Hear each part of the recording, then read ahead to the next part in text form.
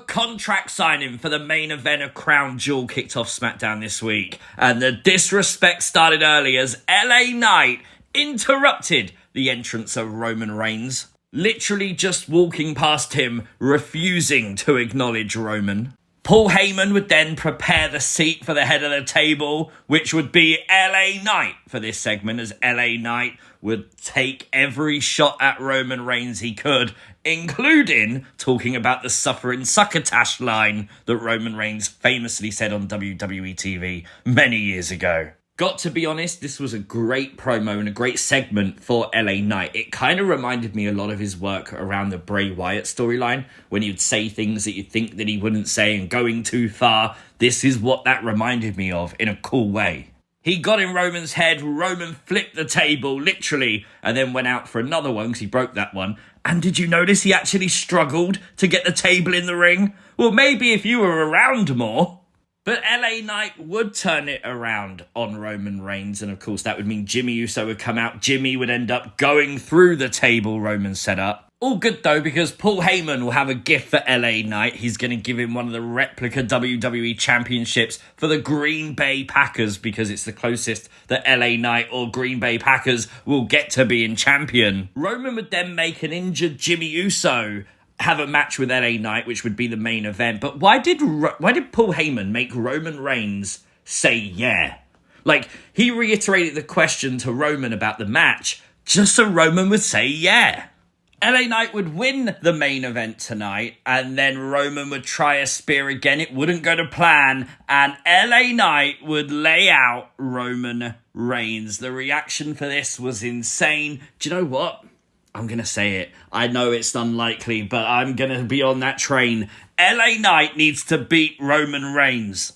This is things you might have missed from Friday Night SmackDown. Make sure you've hit the like button. And if you are new to the channel, hit the subscribe button too. Today, WWE uploaded a full 2-hour video on YouTube of the full Fiend story. Obviously a tribute to Bray Wyatt, including his return. Lots and lots to go and unpack and watch there. Have fun with it over this Halloween weekend. The appetite is surely there as you see the Fireflies here at a WWE live event in Cologne, literally littering the audience. And of course, this guy on SmackDown, shout out to you, wearing the Fiend mask during the contract signing. NXT's Alicia Taylor was doing the ring announcing tonight. Very good. Hopefully Mike Rome's okay and just missing this week. It was the start of a new era tonight, though, for the Street Profits, who had a brand new theme song debut on SmackDown tonight. I've listened to it a few times on social media. I really like it. It sounds quite cool. Obviously, Carlito replaced Rey Mysterio in this match. Carlito asking for this, seeking revenge. The match was okay. During the end of the match, we'd see Rey Mysterio looking on and Logan Paul punching Rey Mysterio. One shot is all it takes. One lucky punch is back in WWE. The only thing I don't know is, why did Carlito go running backstage? You've got 3 other members of the LWO and Dragon Lee that could potentially help Rey. What? The Street Profits would obviously win this match with the help of that distraction and Carlito running to the back, but good for them. Great showing tonight. Great gear as well. Then we'd see Logan Paul meet Kevin Owens. Are we setting up for a future match between these two? I think this would be pretty good. Maybe Royal Rumble for the US title if Logan wins. I'm sure a handicap match is in the future, though, as Kevin Owens would say that he could punch both Grayson Waller and Theory both at the same time with one punch. So he proved it and did exactly that and knocked both of them on their butts. Brilliant segment. Kevin Owens, this is exact attitude I want out of Kevin Owens. The crazy Shotzi would get a nice win tonight in a decent match versus Chelsea Green. Nice little roll up to win the match. The women's tag titles will be on the line this Tuesday on NXT as Chelsea and Piper take on Thea Hale and JC Jane. But it made me wonder, with Shotzi pinning Chelsea, could we potentially see Shotzi get a tag team partner to chase that tag team title belt? It would make sense. And they are putting her and Scarlett together as the hosts of NXT's Halloween Havoc. Obviously, they've got a YouTube series. Could Shotzi and Scarlett be a tag team?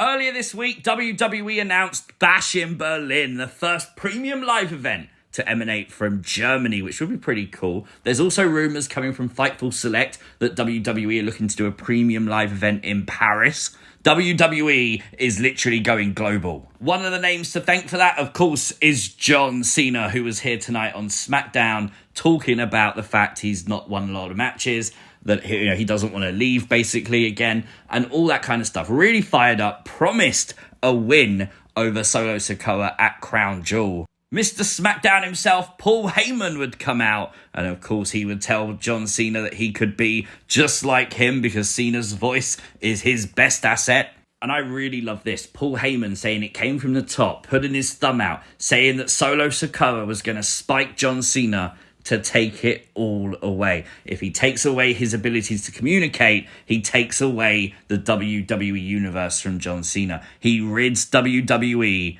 of John Cena forever. Sikoa would then come out and attack John Cena, delivering the Samoan spike. Now, did you notice that at one point Solo was facing the opposite way and then he quickly turned it round for the hard cam? Genius experience there from a youngster in Solo Sikoa. Solo would hit this, and I've got to be honest, it did hype me up for Cena vs Solo at Crown Jewel. We got a banger of a match tonight between Cedric Alexander and Dragon Lee. This was really, really class. What wasn't class, there was a bit of a glitch with Dragon Lee's entrance. I loved this last week. I'm glad this wasn't the first time we saw it because it looked bad. They did correct it very quickly though. What was correct was this promo package on Cedric Alexander. Hopefully this is like a little bit of a resurgence for him. He needs it. There was a lot of talk about how Cedric was Triple H's guy and the fans chanted, "We want Cedric, sign Cedric." So hopefully Cedric Alexander tonight starting a new path. For those wondering, Cedric was a free agent after the draft, so